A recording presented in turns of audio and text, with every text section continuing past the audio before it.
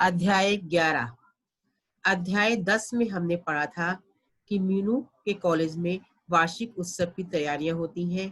मीनू अपने वार्षिक उत्सव में अपने कथक नृत्य में भाग लेने के लिए अपना नाम देती है और रोज नृत्य क्या है अभ्यास करना शुरू कर देती है।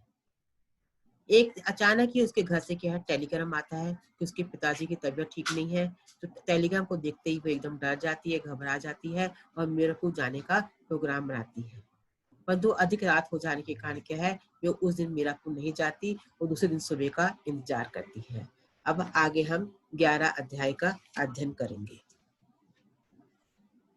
मीनू के पिताजी की हालत काफी नाजुक हो चली थी। डॉक्टरों ने पूर्ण आराम के लिए कह दिया था।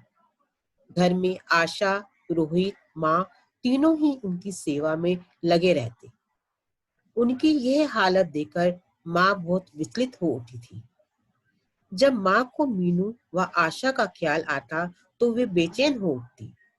कौन करेगा इन दोनों की शादी?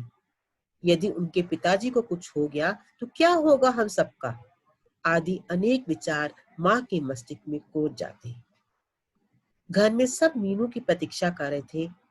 पिताजी दवाइयों के नशे में चुपचाप लेटे रहते या सोते रहते, परंतु जब भी उन्हें होश आता तो मीनू को ही याद करते। बड़ी बेटी होने के कारण पिताजी को मीनू से विशेष स्नेह था। आसपास के लोगों को जिनको भी पता चल रहा था उनसे मिलने आ रहे थे। यद्यपि उन्हें बात करने के लिए मना किया गया था, फिर भी सब उनकी बीमारी को सुनकर उनसे मिलने आते रहते। इस प्रकार उन्हें पूर्ण आराम नहीं मिल पा रहा था। सुबह के 9 बजे थे। मेरठ से पहली बस आने का समय हो गया था। सभी की नजर दरवाजे की ओर थी। सभी को मीनू के आने का इंतजार था। तभी पिताजी ने थोड़ी सी आंखें खोली और मंद आवाज में बोले, मीनू बेटी नहीं आई अभी तक? तो देखो अब यहाँ इस पेज में हमने ये पढ़ा है कि मीनू को जबकि दूसरे दिन क्या है वो अपने मेरठ से मीरापुर जाने के लिए तैयार हो जाती है कि उसके पिताजी की तबीयत ठीक नहीं है। उसकी पिताजी की तबीयत ठीक ना होने के कारण जब जाती है तो देखा है डॉक्टर उनको मतलब तबीयत ज्यादा खराब थी, डॉक्टर उनको पूर्ण आराम के लिए कहा था। घर में उसकी छोटी बहन आशा, उसका भाई रोहित, माँ सब उसके पिता की सेवा में लगे हुए थे। और माँ को क्या है उसका मन बहुत विचलित विचलित हो रही थी, मतलब माँ बहुत परेशान हो रही थी। माँ को बार बार मतलब क्यों परेशान हुई थी? माँ को ये बार बार एक ही ख्याल आ रहा था। वो बेचैन हुई थी कि क्या मेरे पति को कुछ हो जाता है, मेरी दोनों बेटियों की शादी कौन करेगा? मैं कैसे सब अकेले करूंगी? मतलब ऐसे उसके नेगेटिव थिंकिंग उनके मन में आ रही थी। ये ऐसे का चिंता से वो बेचैन हो रही थी, विचलित हो रही थी। तो घर में सब क्या है मीनू को टेलीग्राम दिया था। घर में सब लोग क्या है मीनू का इंतजार कर थे। उसके पिताजी को क्या था मीनू को से विशेष नहीं था। मीनू घर की सब बड़ी बेटी थी, तो पिताजी भी क्या है अपने मन की हर बात मीनू से शेयर करते थे। इसलिए मीनू को वे विशेष तरह से इंतजार, जब भी क्या दवाइयों का नशा था, दवाई के कारण की थोड़ी आंख खुलती तो एक ही बोलते मीनू अभी नहीं आई। थोड़ी देर बाद फिर बोलते मीनू अभी नहीं आई। तो मतलब पिताजी भी मीनू का ही इंतजार कर रहे थे। तो सुबह के 9 बजे और मीनू क्या मेरठ से अपनी पहली बस से क्या मीरापुर पहुंच गई। माँ भी उसका इंतजार कर रही थी। पास बैठे रोहित ने कहा, नहीं पिताजी अभी तो नहीं आई है दीदी, बस आने वाली ही होगी। इसके पश्चात पिताजी ने अपनी आंखें मूंद ली। माँ रसोई में अपना काम कर रही थी, परंतु उनकी नजर दरवाजे की ओर ही थी। उन्हें मीनू का इंतजार था। तभी उन्होंने मीनू को रिक्शे से उतरते हुए देखा। जैसे ही मीनू अंदर आई, माँ को देखकर उसका दिल भर आया। अपना सामान कमरे में रखकर माँ से लिपट गई।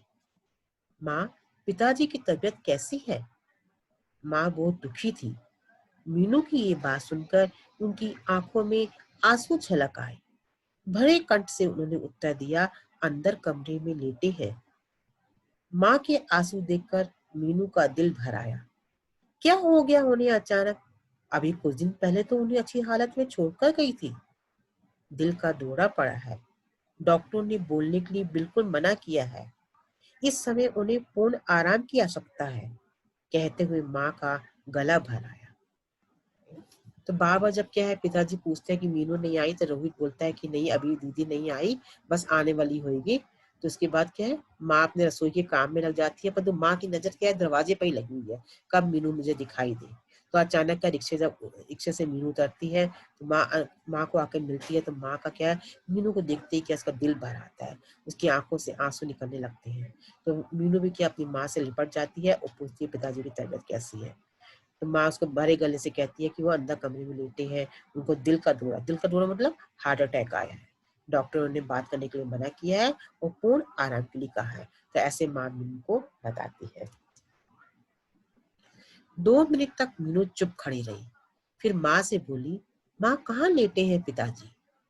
हाँ बेटी, तुझे तो बीमारी की हालत में बहुत याद करते हैं, सामने वाले कमरे में लेटे हैं, मिल लो। मीनू ने कमरे में प्रवेश किया, परंतु दयाराम जी की आंखें बंद थी, शायद वे सो गए थे। वैसे भी दवाइयों का नशा सा था, कभी आंखें बंद कर लेते थे, कभी आंखें खोल लेते थे। मीनू ने जब देखा कि उनकी आंखें बंद है, तो उन्हें जगाना उचित न समझा। वे बाहर लौटने लगी, तभी पास बैठे रोहित ने कहा, दीदी आप थोड़ी देर के लिए यहाँ बैठ जाओ, मैं अभी आ रहा हूँ। मीनू को पिताजी के पास बिठाकर रोहित बाहर चला गया। मीनू चुपचाप बैठी समाचार पत्र पढ़ने लगी, फिर भी उसकी एक नजर समाचार पत्र की ओर थी और दूसरी नजर पिताजी की ओर। उसे इंतजार था कि कब वे जागे और वे उनसे मिले। कब उनसे मिले। दयाराम जी ने हल्के से अपनी गर्दन हिलाई। मीनू को आभास हुआ कि शायद वे जाग गए हैं। मीनू अपनी कुर्सी से उठी और उनकी ओर बढ़ी। तब तक वे आंखें खोल चुकी थी। मीनू को पास खड़ा देखकर उनके चेहरे पर खुशी का भाव उभर आया। धीमी आवाज में बोल पड़े, मीनू बेटी तू कब आई? अभी कुछ देर पहले ही आई हूँ। आपकी तबीयत कैसी है? ऐसी ही है, कहकर उन्होंने अपनी आंखें मूंद ली। ऐसा लग रहा था कि मानो इतना बोलने से ही उन पर काफी जोर पड़ा है। मीनू फिर चुपचाप कुर्सी पर बैठ गई। उनकी ये हालत मीनू से देखी नहीं जा रही थी। मीनू का दिल भर आया। आखिर क्या हो गया है उन्हें? वे तो स्वस्थ थे। अनेक विचार मीनू के मस्तिष्क में घुमने लगे। उसने सामने रखी समाचार पत्र को फिर उठा लिया और पढ़ने लगी। पढ़ते पढ़ते उसकी नजर कथक नृत्य करने वाली प्रसिद्ध नृत्यांगना की तस्वीर की ओर गई। नृत्य के विभिन्न भावों में खिंची फोटो देखकर मीनू को ख्याल आया कि आज उसे भी नृत्य का कार्यक्रम प्रस्तुत करना था। तभी उसकी नजर घड़ी की ओर गई। घड़ी में दोपहर की 12 बजे थे। उसे ध्यान आया कि यदि वे मेरठ में न होती तो इस समय वे कथक नृत्य का अभ्यास कर रही होती। तो अभी यहाँ क्या है, जब मीनू क्या है मीरापुर आ जाती है, अपने पिताजी माँ से पूछती है पिताजी कहाँ हैं, तो उसके पिताजी की माँ क्या कहती है कि साथ वाले कमरे में लेटे हैं। तो मीनू वहां जाती है तो देखती है उसके पिताजी सोए हैं। तो वो क्या सोचती है कि हाँ भैया मेरे पिताजी को दवाई करके सोए हैं, थोड़ा आराम कर रहे हैं, तो उनको मैं जगाना भी ठीक नहीं है। जब वो थोड़ा उठ जाएंगे तब मैं उनसे बात करती हूँ। तो वो उनके पास बैठ के क्या उन्हें समाचार पत्र, एक न्यूज़पेपर ले जाती है, पढ़ने लगती है। तो समाचार पत्र पढ़ते हुए उसकी नजर एक तरफ क्या समाचार पत्र की तरफ होती है और दूसरी नजर अपने पिताजी, कब मेरे पिताजी की आंखें खुले और मैं कब अपने पिताजी से बात करूं। मतलब मीनू का अपने पिताजी के प्रति क्या हमदर्द बताया हुआ है, कैसे मीनू उतावली हुई थी अपने पिताजी का हालचाल पूछने के लिए। तो थोड़ी देर बाद क्या है, उसके पिताजी अपने गर्दन हिलाते हैं, आंखें खुलती है, तो मीनू को पास बैठे हुए देखती है। तो पूछते हैं तू कब आई? तो मीनू कहती मैं अभी आई हूँ, आपकी तबीयत कैसी है, उनके हालचाल पूछती है। तो क्या है, पिताजी क्या है उसको चुपचाप बोलते कि ऐसे ही है। तो मीनू के मन में पता यही विचार आता है कि अभी थोड़े दिन पहले जब मैं नीलिमा की शादी के यहाँ आई थी, तो मैं मेरे पिताजी तो बिल्कुल ठीक ठाक थे। अभी थोड़े दिन में अचानक क्या हो गया जो इतनी तबीयत खराब हो गई। तो ऐसे अनेक विचार उसके मस्तिष्क में घूम रहे थे मतलब उसको याद आ रहे थे। तो ऐसे समाचार पत्र पत्र एक आर्टिकल उसको ऐसे दिखा जिसमें कि एक नृत्यांग कथक नृत्य करते वाली नृत्यांगना की तस्वीर देखी। तो उस तस्वीर को देखते इसको मतलब ये याद आ गया कि आज मेरी कॉलेज हॉस्टल में होती तो आज मैं भी क्या कथक नृत्य का कार्यक्रम प्रस्तुत करती होती। तो ऐसे वो अपनी क्या यादों में हो जाती है। नृत्य का अभ्यास कर रही होती और सबसे पहला कार्यक्रम मीनू का कथक नृत्य था, परंतु समय को कौन जान सकता है। तभी मीनू की छोटी बहन आशा कमरे में आई और बोली, माँ मुझे बिल्कुल भूख नहीं है, कहकर मीनू ने टालने की कोशिश की। नृत्य का अभ्यास कर रही होती। सबसे पहला कार्यक्रम मीनू का नित्य का ही था, परंतु समय को कौन जान सकता है। अब यहाँ पर मैं बैठी हूँ, आप खाना खा लीजिए, आपको माँ बुला रही है। इतने में क्या उसका भाई रोहित आता है। वो क्या बोलता है कि अपने बहू के, अभी मैं पिताजी के पास बैठा हूँ, तुम घर अंदर जाके खाना खा लो, माँ तुम्हें बुला रही है। यद्यपि मीनू की खाने पीने की इच्छा बिल्कुल नहीं थी, परंतु माँ ने बुलाया था, इसलिए मीनू को जाना पड़ा। माँ समझ गई कि पिताजी की ऐसी हालत देखकर मीनू की भूख उड़ गई है। जिस दिन उनकी तबीयत खराब हुई थी, उस दिन तो सभी की भूख उड़ गई थी। रसोई में खाना ही नहीं बना था, किसी ने कुछ भी नहीं खाया था। माँ ने मीनू को समझाते हुए कहा, बेटी खाना खा लो, खाना नहीं खाओगी तो पिताजी की सेवा कैसे कर पाओगी। रात दिन जागना होता है उनके साथ। अच्छा माँ, थोड़ा सा दे दो, कहकर मीनू ने बिना भूख के ही थोड़ा सा खाना खा लिया और फिर पिताजी के पास जाकर बैठ गई। लगभग एक सप्ताह यही क्रम चलता रहा। हर समय एक व्यक्ति उनके पास बैठा था, कभी माँ तो कभी मीनू, कभी रोहित तो कभी आशा। उन सबकी सेवा व ईश्वर के आशीर्वाद से पिताजी की दशा में काफी सुधार हो गया। अब वे धीरे धीरे अपने आप बैठने भी लगे थे और थोड़ी देर बातें भी कर लेते थे। तभी यहाँ ये बताया कि मीनू के पिताजी की जब तबीयत खराब थी, क्या है, तो घर का कोई ना कोई मेंबर, मतलब उनके पास कोई उनको अकेला नहीं छोड़ता था। कोई ना कोई बैठ के उनकी देखभाल करता था, कि उनके सुख दुख, मतलब कि इतनी सेवा की गई कि थोड़े दिन की, एक सप्ताह उनकी तबीयत खराब रही और एक सप्ताह में उनकी तबीयत में थोड़ा इम्प्रूवमेंट दिखाई देने लगा। तो सब धीरे धीरे ठीक होने लगे और सबसे आपस में बातें करने लगे। प्रातः लगभग 9 बजे का समय था। उस समय हल्की हल्की वर्षा की बूंदें पड़ रही थी। तभी घर के बाहर एक कार आकर रुकी। मीनू की बुआ जी और फूफा जी बीमारी की खबर सुनकर मिलने आए थे। बुआ जी और फूफा जी सीधे पिताजी के कमरे में पहुंचे। पहले उन्होंने भैया से कुशलक्षेम पूछी, फिर इधर उधर की बातें करनी शुरू कर दी। पास बैठी मीनू को लगा कि पिताजी से इतनी बातें करना उचित नहीं, क्योंकि उनके साथ पिताजी को भी बोलना पड़ रहा था और उन्हें डॉक्टर ने अधिक बातें करने के लिए मना किया था।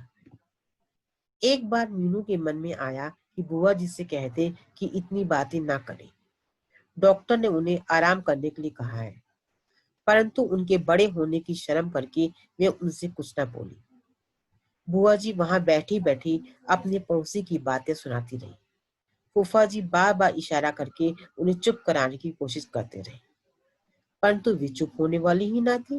वे लगातार बोलती ही रही। अब मीनू से चुप ना रहा गया।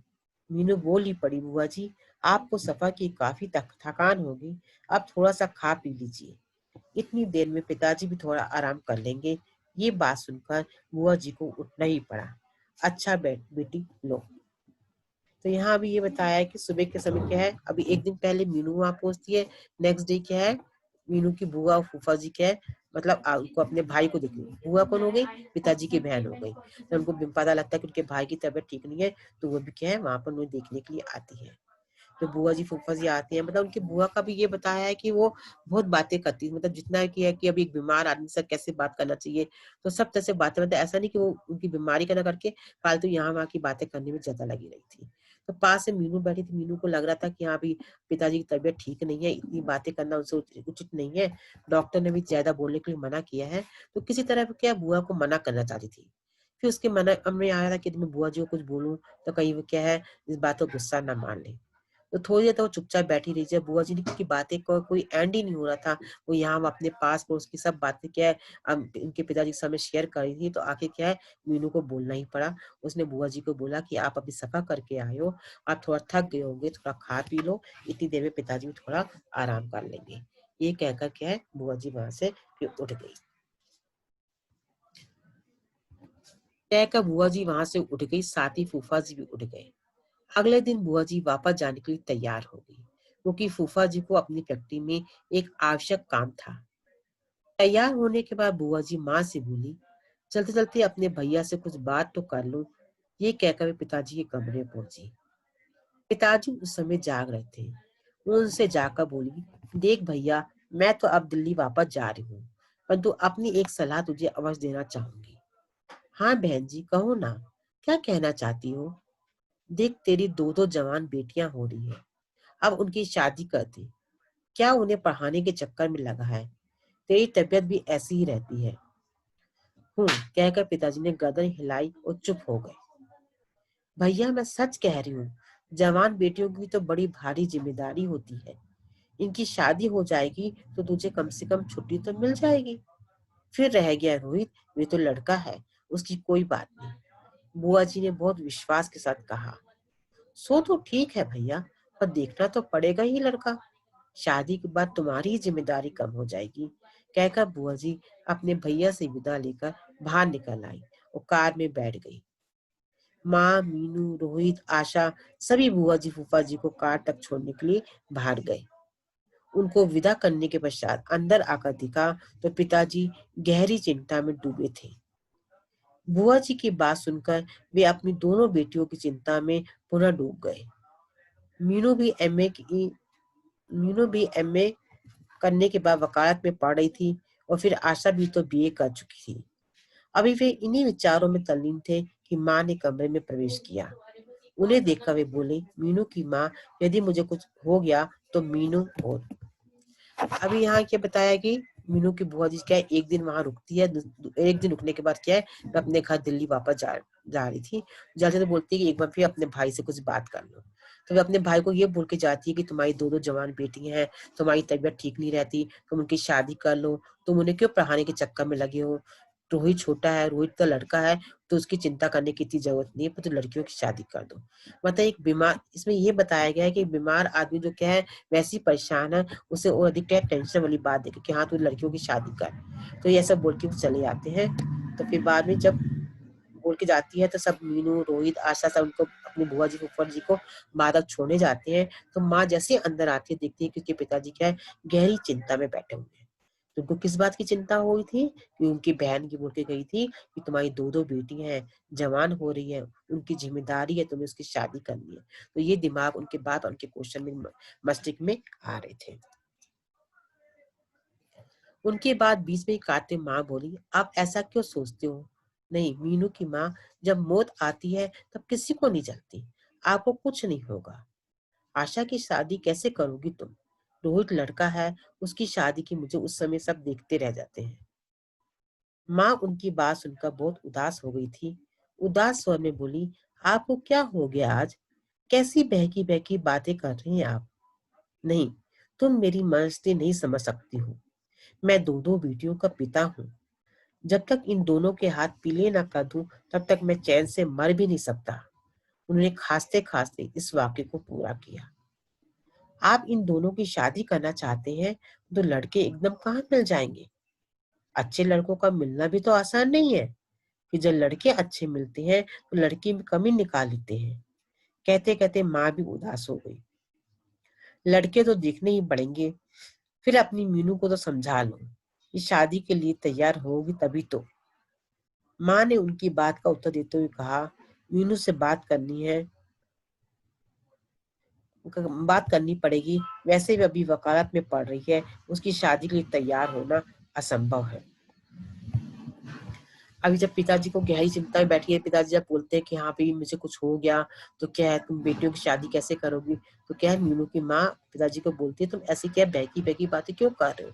तुम ऐसा कि तुम्हें कुछ नहीं होने वाला है। तुम ऐसा क्यों उदास हो? तुम ऐसा मतलब अपने पति को समझा रही है कि अभी क्या है। फिर भी उसके बोलते नहीं, हमें दोनों लड़की की शादी करनी है। तो लड़के एकदम से, यदि हम चाहे कि हमें शादी करनी है तो लड़के हमें एकदम से तो नहीं मिल जाएंगे। लड़के ढूंढने भी तो हमको टाइम चाहिए है। तो फिर कहते कहते माँ भी उदास हो जाती है। तो लड़के देखने नहीं पड़ेंगे, फिर अपनी मीनू को समझा लो। मतलब उसके पिताजी कहते हैं कि हाँ लड़का तो हम देख लेंगे, और तुम पहले मीनू को मनवा लो कि वो शादी करने के लिए तैयार हो जाए। तो माँ क्या बोलती है, नहीं मीनू तो अभी मेरे ख्याल से तैयार नहीं होगी, क्योंकि मीनू की अभी वकालत की पढ़ाई बची है। मीनू ने कहा था कि मैं वकालत की पढ़ाई करके अपने पैरों पर खड़ी होकर ही शादी का निर्णय लूंगी। तो मीनू की बात तो मतलब शादी के तैयार होना मेरे को क्या है, असंभव सा दिख रहा है। पिताजी को कुछ विश्वास था कि उनकी इस हालत को देखकर मीनू शादी के लिए तैयार हो जाएगी। उन्होंने मीनू को बुलाने के लिए कहा। माँ ने मीनू को आवाज लगाई, मीनू बेटे इधर तो आओ जरा। मीनू ने बाहर से उत्तर दिया, माँ अभी आई। मीनू ने कमरे में प्रवेश किया तो दयाराम जी ने उससे पास से पड़ी कुर्सी पर बैठने के लिए कहा। उन्होंने मीनू से कहा, मीनू तुम मेरी बड़ी बेटी हो, वो काफी समझदार हो, मैं कुछ बात करना चाहता हूँ। जी पिताजी, कहिए आप क्या कहना चाहते हैं? बेटी मैं चाहता हूँ कि तुम अब शादी कर लो, फिर आशा की शादी भी करनी है बेटी। यदि मुझे मौत भी आई तो मैं तुम्हें इस हालत में छोड़कर मैं चैन से मर भी ना सकूंगा। नहीं पिताजी, आप में ऐसी बात मत कीजिए, ईश्वर की दया से आपको कुछ नहीं होगा। कहते कहते मीनू की आंखों में पानी भर आया। यहाँ जब अपनी माँ बोलती है ना पिताजी को कि मीनू तो अभी शादी के लिए तैयार नहीं होगी, वकालत की पढ़ाई करनी है, तो फिर क्या है, जब मीनू को वापिस के पिताजी आवाज लगाते हैं तो बोलते हैं मैं तुमसे कुछ बात करनी है। तो क्या मीनू क्या बोलती है कि तुम क्या है, मैं बेटी में चाह मतलब पिताजी बोलते हैं मैं चाहता तुम शादी कर लो, क्योंकि तुम्हारी शादी हो जाएगी तभी मैं आशा की शादी भी करनी है। यदि मुझे मौत आ गई अचानक, मैं मुझे कुछ हो जाता है तो तुमको क्या है, मैं ऐसे अविवाहित छोड़कर मैं जाऊंगा तो मुझे चैन से मैं मर भी ना सकूंगा। इसलिए मैं अपने जीते जी के अपनी दोनों बेटियों की शादी करना चाहता हूँ। तो मीनू कहती नहीं पिताजी, आप ऐसी बात मत कीजिए, ईश्वर की दया से हम आपको कुछ नहीं होगा। और ये कहते कहते मीनू की आंखों में भी क्या है, पानी भर आता है। बेटी, मैंने तुमसे शादी की बात पूछी थी, तुम्हारी क्या इच्छा है? पिताजी, आप तो जानते ही कि अब वकालत पढ़ रही हूँ, 3 साल का कोर्स है, 1 साल पूरा होने वाला है, 2 साल और बाकी है। यदि मैंने शादी कर ली तो क्या मेरी पढ़ाई पूरी हो सकेगी?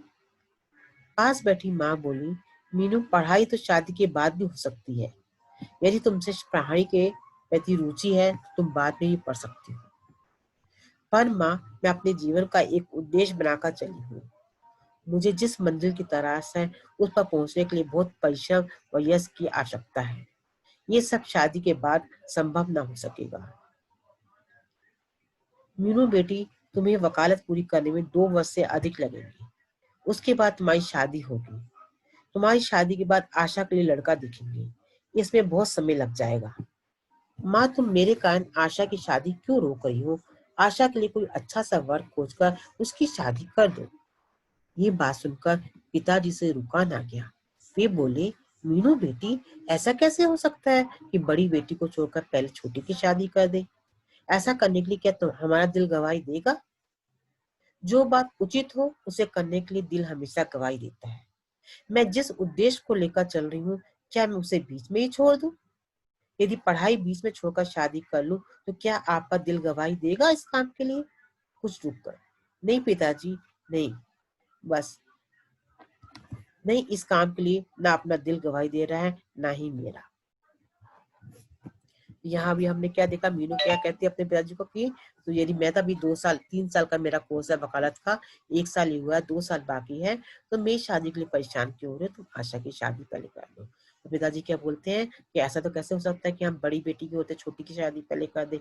ऐसा करने से तो मेरा दिल गवाही नहीं दे रहा है। तो उसके वो क्या बोलती मीनू कि मैं जिस उद्देश्य को लेकर चल रही हूँ, क्या उसे मैं बीच में ही छोड़ दूं? क्या तुमको ये अच्छा लगेगा कि मैं अपनी पढ़ाई बीच में छोड़कर शादी कर लूं? तो ऐसा ऐसा करने से क्या तुम्हारा दिल तुम्हें गवाही देगा? यही तुम्हारा दिल छोटी बहन की शादी करने का, पहले शादी करने का दिल गवाही नहीं दे रहा, तो मेरी पढ़ाई अधूरी छोड़कर तुम्हारा दिल क्या गवाही देगा कि मैं शादी के लिए तैयार हो जाऊं? आपको भी बहुत प्रसन्नता होगी। अब आप ही बताइए मुझे क्या करना चाहिए? मीनू ने पिताजी को देखते हुए कहा। उनकी ये बात सुनकर माँ और पिताजी दोनों ही चुप रह गए। उनकी समझ में नहीं आया था कि क्या निर्णय लिया जाए। तभी मीनू बोल पड़ी, आप आशा के लिए अच्छा सा लड़का देखो, उसकी शादी कर दीजिए और मेरी शादी की चिंता ना कीजिए। ये कहकर मीनू वहां से उठकर बाहर आ गई। मीनू को मीरापुर आए 1 सप्ताह से अधिक हो गया था। उसकी पढ़ाई का काफी नुकसान हो गया था। इसलिए मीनू ने सोचा कि अब उसे मेरठ चला जाना चाहिए। सायंकाल का समय था। माँ रसोई घर में व्यस्त थी। मीनू ने सोचा कि कल मेरठ वापस जाने के लिए इस समय माँ से बहुत बात करनी होगी। वे माँ के पास जाकर खड़ी हो गई। कुछ देर माँ को काम करते देखती रही, फिर माँ से बोली, माँ, यदि आप कहे तो मैं कल मेरठ चली जाऊं। अच्छा, तुम कल जाना चाहती हो, चली जाओ। तुम्हारी कई दिन से पढ़ाई खराब हो रही है। ठीक है, मैं कल सुबह वाली बस से चली जाऊंगी, इससे कल कॉलेज भी ना जा सकूं। ये कहकर मीनू रसोई से बाहर निकल गई और अपने कमरे में जाकर अपना सामान लगाने लगी। रात के 10 बज चुके थे। मीनू सोने के लिए अपना पलंग पर लेटी, परंतु उसकी आंखों में नींद कहाँ। उसके दिमाग में पिताजी और माँ की कई वही बातें घूमती रही जो सुबह शादी का प्रस्ताव रखते समय हुई थी। मीनू को लगा कि कहीं उसने शादी से इनकार करके अपने माता पिता के दिल को ठेस तो नहीं पहुंचाई। दूसरे ही क्षण उसने सोचा कि शादी का प्रस्ताव स्वीकार करना उसके अपने हित में नहीं था। जिस मंजिल की उसे तलाश है वे विवाह के बाद उसे कदापि नहीं मिल सकती थी। यही सब सोचते सोचते उसे नींद आ गई और सुबह उसकी तभी आंख खोली जब माँ उसके लिए गर्म गर्म चाय बनाकर ले आई। माँ की आवाज सुनकर मीनू हड़बड़ा कर उठी। वो चाय पीकर अपनी तैयारी में लग गई। चलने से पहले मीनू पिताजी से कमरे में गई। विदाई लेते समय उसकी आंखों में आंसू भर आए। कितनी मजबूर थी इस समय वे। यदि उनकी पढ़ाई न होती तो वे पिताजी के पास रहकर उनकी सेवा करती, परंतु अपनी पढ़ाई के कारण में अधिक समय के लिए उनके पास रुक नहीं सकती थी। चलते समय माँ ने अपना आशीर्वाद दिया, मेरा हाथ उसके सिर पर रख दिया और उसकी सफलता और मंगल भविष्य की कामना की।